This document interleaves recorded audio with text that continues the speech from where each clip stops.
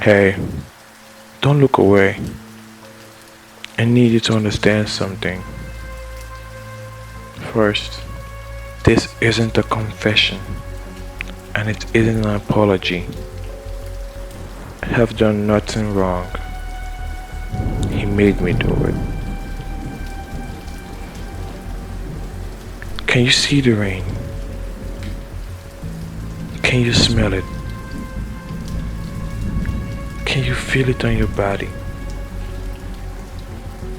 Because I can, and I can't. And if you want to understand, you have to hear the story of the Rainman. It's been 3 years since the incident. I was a reporter for CNN News. It was my job to find the mysterious and scary, the things that drove men mad, and I had made a living out of it. I had a wife and 2 kids, but I still took the job. I was sent to the Aztec temple to cover the story of a man called Guerrero de Melos. So I did my background research, and it was terrifying. He was a sorcerer. He was a tyrant. He was a killer. He was evil. He ate babies for dessert. No, I'm not joking. He ate children for dessert. In fact, he ate the sacrifice of the gods, which was scary because the Aztecs sacrificed the people. So I thought, okay, I have to do this and run.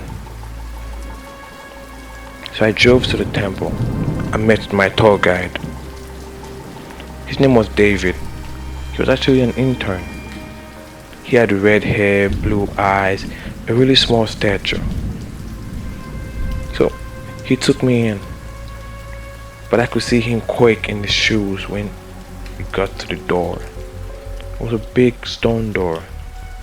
According to stories, this is where they trapped Guerrero de Melos, where he died of starvation and he was buried. David didn't go in. He couldn't get himself to. But I had to. This wasn't the scariest thing I've done. That doesn't mean I should be foolish, right? So I went in slowly and cautiously. I didn't even pass the door. I just stood at the door. The air felt stale, so I knew something was wrong. So I just took pictures. I took pictures of the weapons stacked to the side, with black blades that were jagged at all ends, and stone handles. I took pictures of the inscriptions on the wall. I took pictures of the lifelike statue at the other end of the room, of a short man, a bald man, a bearded man, with a heart in his mouth and a lung in his hand, and blood dripping from his mouth, his eyes disdained. God, it was a horrific statue. I hate that statue. So I went home. I got the pictures developed, and I started going through them one by one. It was crystal clear. I felt I got this job in the bag. I'm gonna drop my report by Monday. But then I saw it, and the picture of the statue on its belly was an inscription.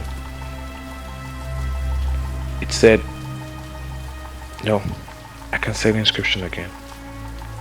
I can't destroy my life twice. So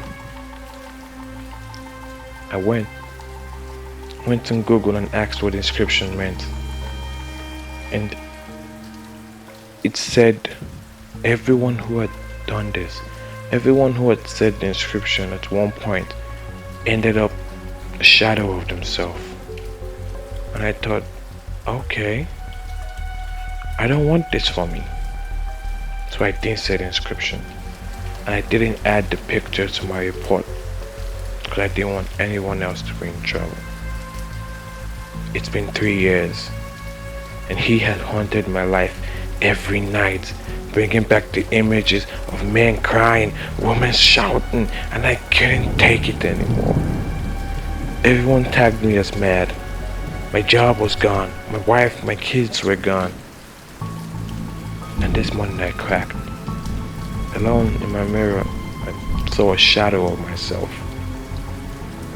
Then I realized what it meant by everyone had become a shadow of themselves. But I was still wrong. Cause I said the words out loud. Santialamba Akinyanda Suyanda. Then I fell. It was all black. It was all dark. I tried to stand, but I couldn't.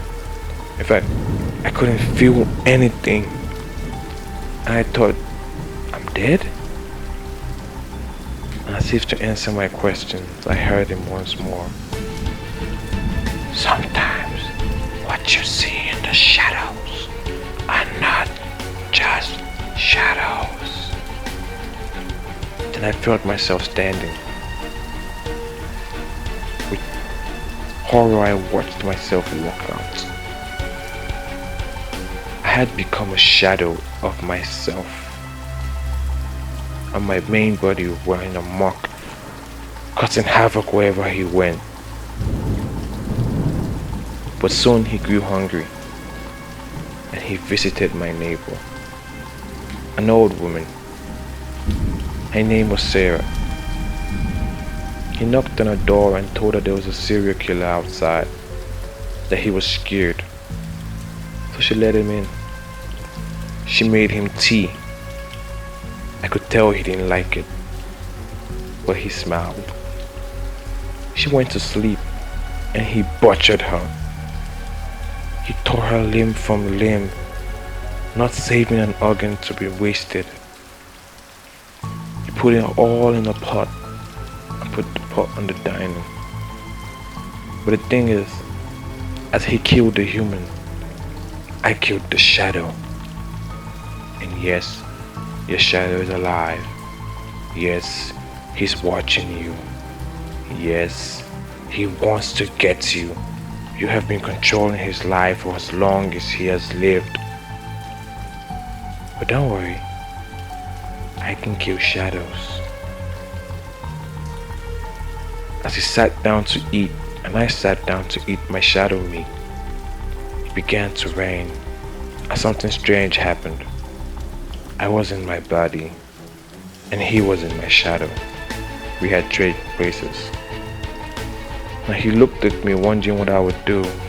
I could feel the hunger he felt as he wanted to eat the shadow meat, but he needed me to do it first. So I did. I took a finger and I bit it. It tasted good. So like I said, this isn't an apology. It's not a confession. I'm just telling you, so you run. He loves to hunt, and I think I do too. Stay away from the shadows, but we'll still get you.